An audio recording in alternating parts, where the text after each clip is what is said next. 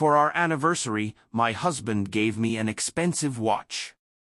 But every time I wore it, a strange unease crept in, nausea, anxiety, like something was deeply wrong. I finally decided to sell it. But when the pawnshop owner saw it, his face went pale. With a trembling voice, he asked, "Where did you get this? You need to go to the police." No. It was a rainy Tuesday when Daniel gave me the watch. Our 10th anniversary. He handed me the velvet box with that smile of his, wide, charming, but tired around the edges lately.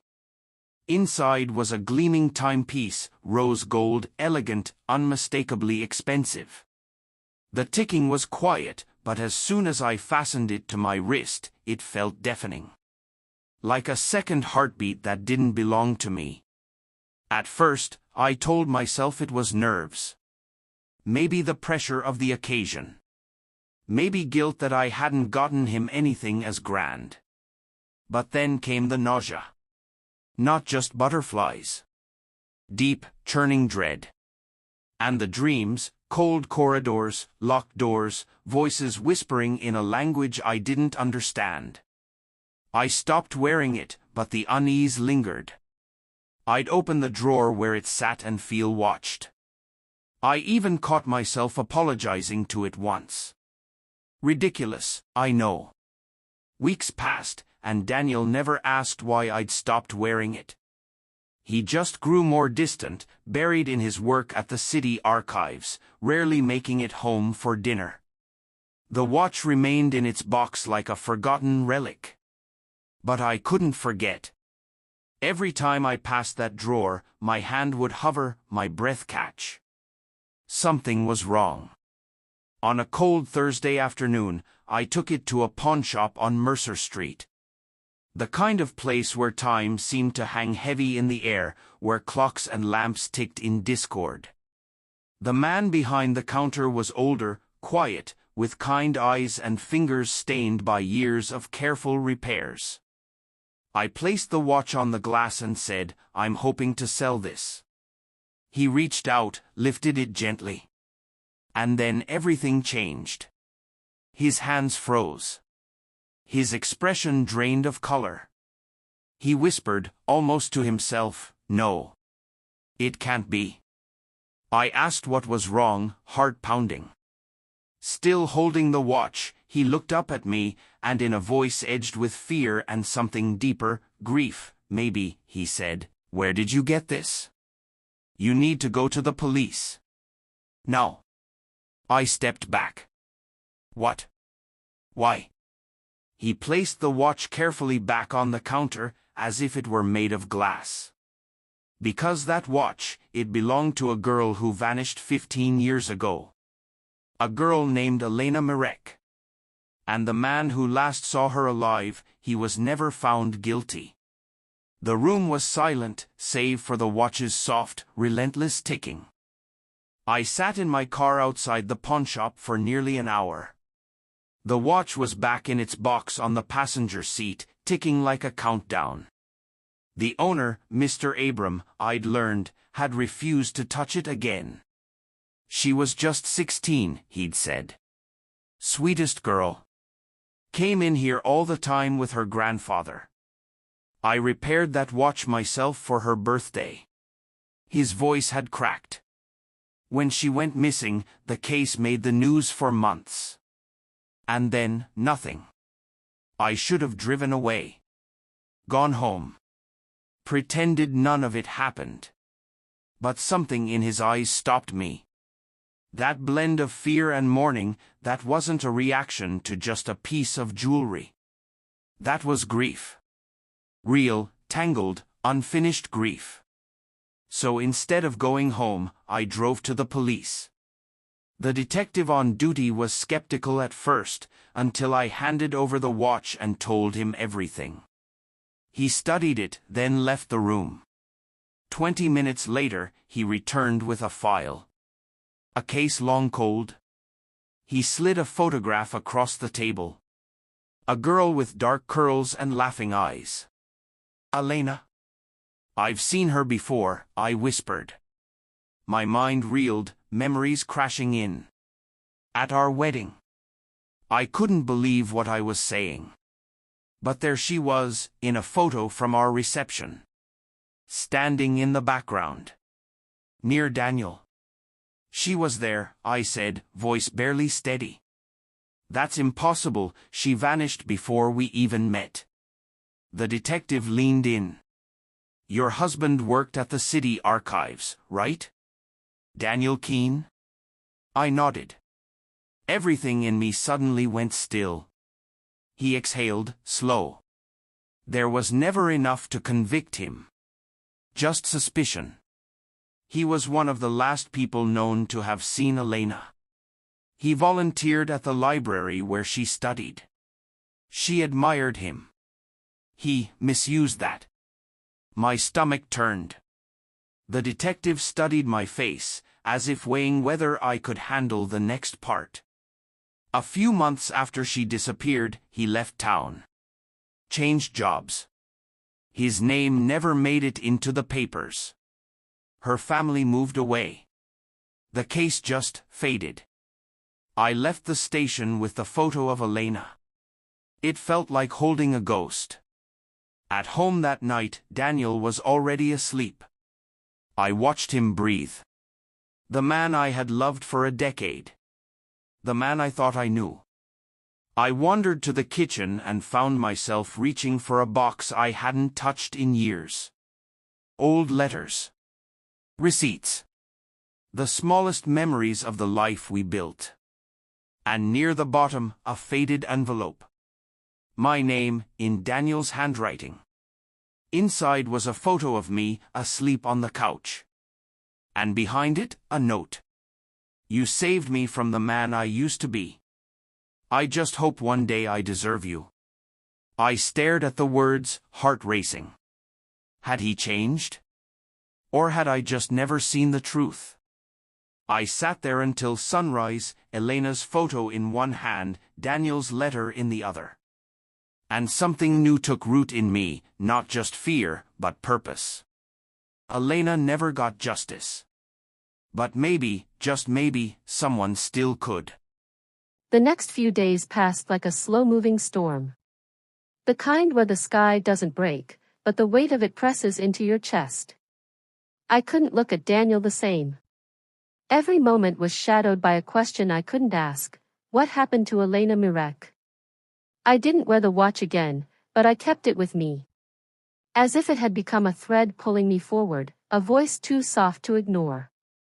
I visited Mr. Abram again. He greeted me quietly, and when I said I needed to know more, he simply nodded and led me to the back of the shop, a room that smelled like cedar and oil, filled with half-repaired clocks and memories. She came in nearly every week, he said, unlocking a small drawer and pulling out a box. Always asking questions, curious about how things worked.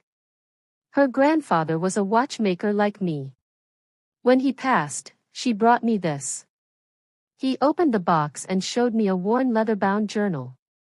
Elena's handwriting filled the pages, notes about gears, timepieces, poetry in the margins, tiny sketches of birds and stars. She was a dreamer, he said softly. But sharp. She noticed things. Too many things. He pulled out a folded slip of paper.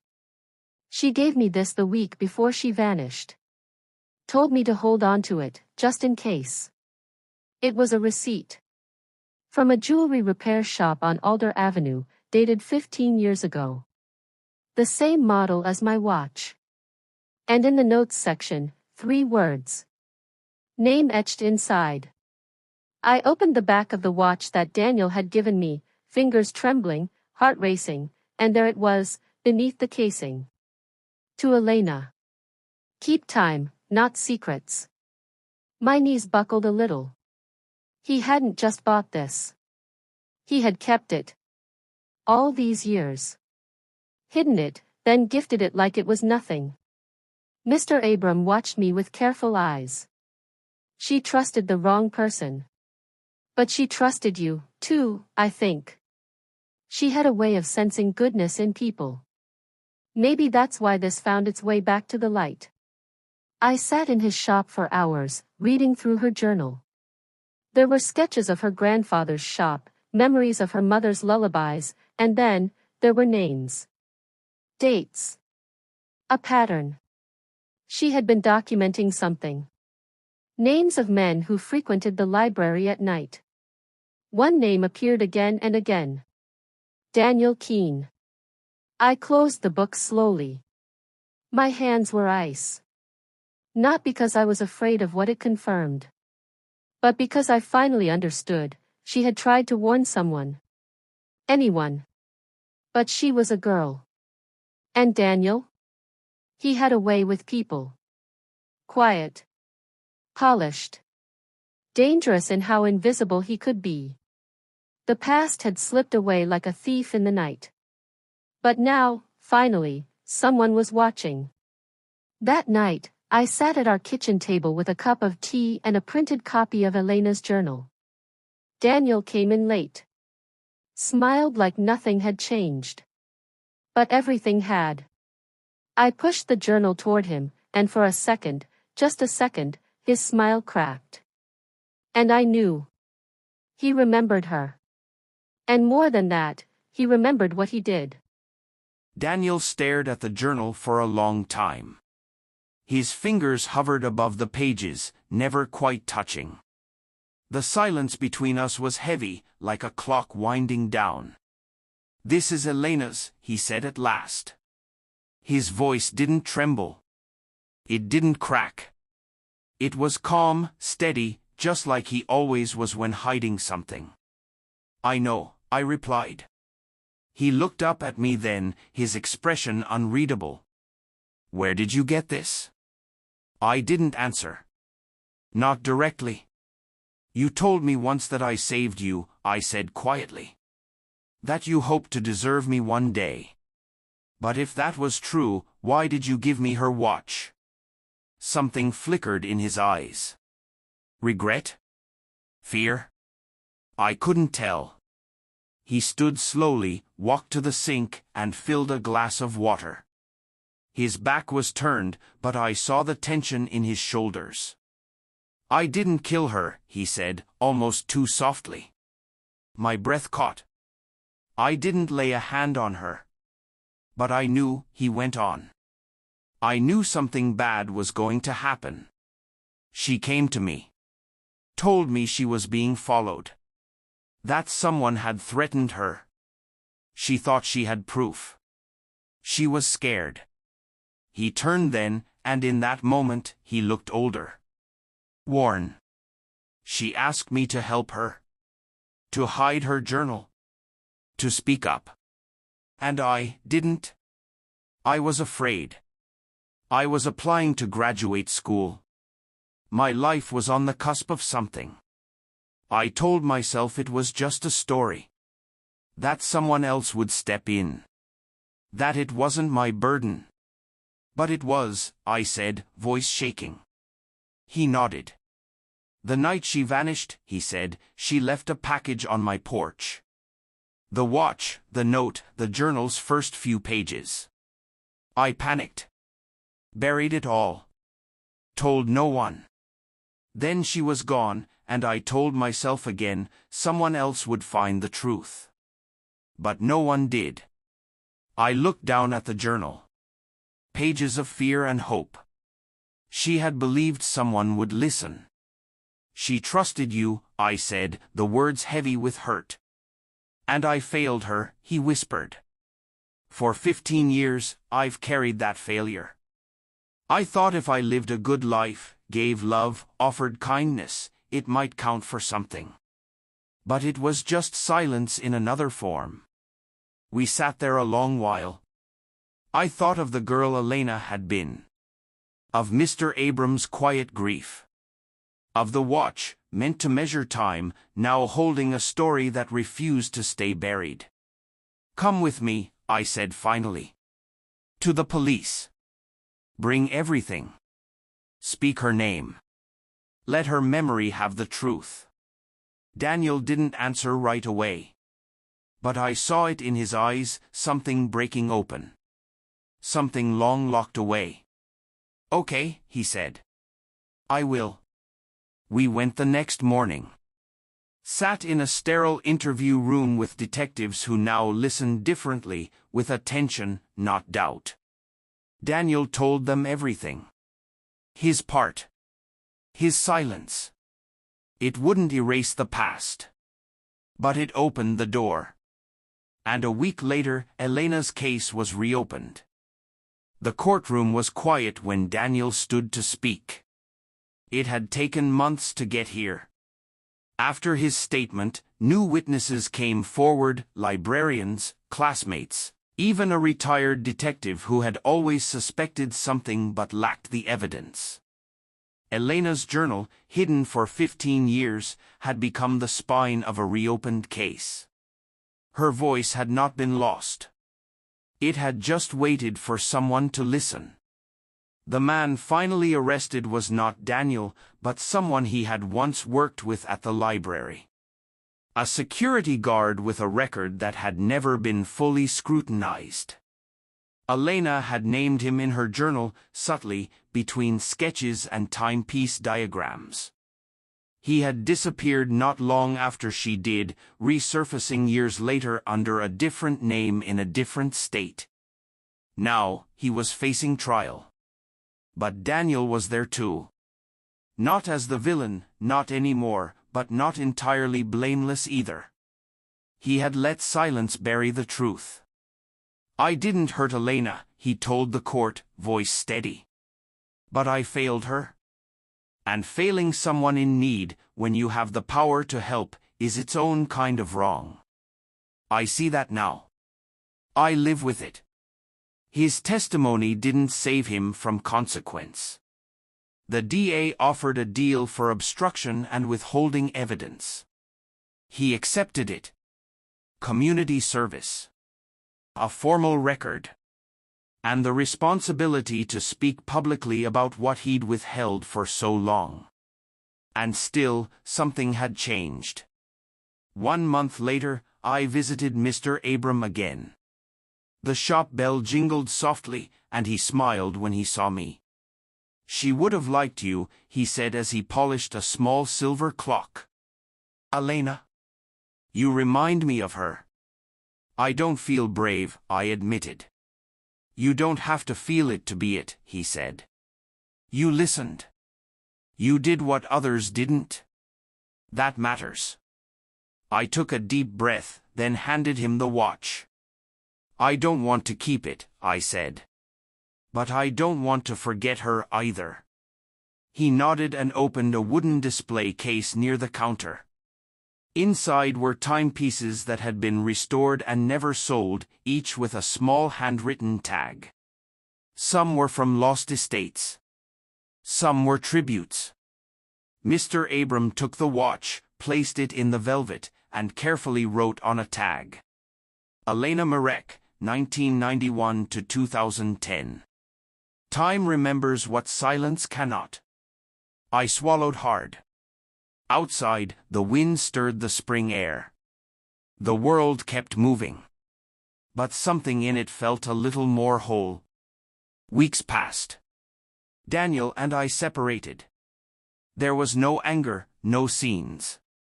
Just quiet understanding. We had shared a life and a love, but now stood on different paths. He began volunteering at a local center for at-risk youth, telling them the truth, listening when they spoke, teaching them about choices and silence and stepping up. I visited Elena's mother in the small town where she now lived. We drank tea on her porch, and I gave her the journal. She cried. Hugged me. Told me, for the first time in years, she felt her daughter could rest. Life moved forward. Not with fireworks, but with small, steady moments, planting a garden, reading to children at the library, helping a stranger with groceries. I started wearing a new watch, simple, inexpensive, but meaningful. A gift from Mr. Abram. Inside, he had engraved, "Keep time and kindness." Because what matters, in the end, are the moments we notice, the lives we choose to care about, even when it's hard. Justice isn't always loud. Sometimes it begins in a whisper. In the courage to ask a question. To tell a story. To listen. And sometimes, justice looks like a girl's watch ticking again in the light, reminding the world she was here.